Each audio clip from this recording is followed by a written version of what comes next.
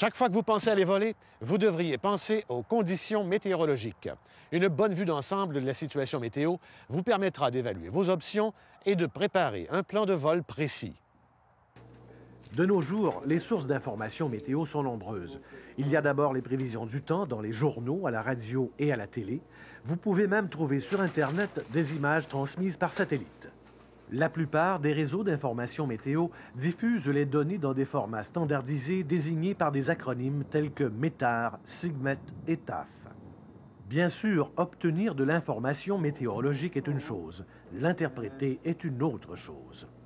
Par exemple, les METAR, les messages d'observation météorologique régulière, sont émis par des spécialistes et diffusés d'heure en heure par le biais des EWAS, les stations automatiques d'observation météo.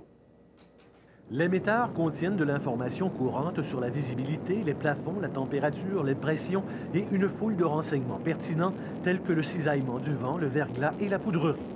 Un simple appel dans un des centres du réseau de stations d'information de vol vous permettra d'en savoir plus long sur les METAR.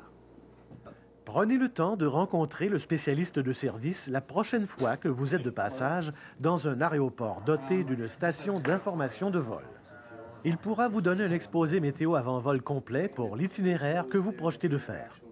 Il pourra également vous aviser de situations particulières pouvant survenir en route, comme par exemple la présence de rafales de neige. Avant chaque vol, prenez le temps d'obtenir des prévisions météo complètes et de bien planifier votre route.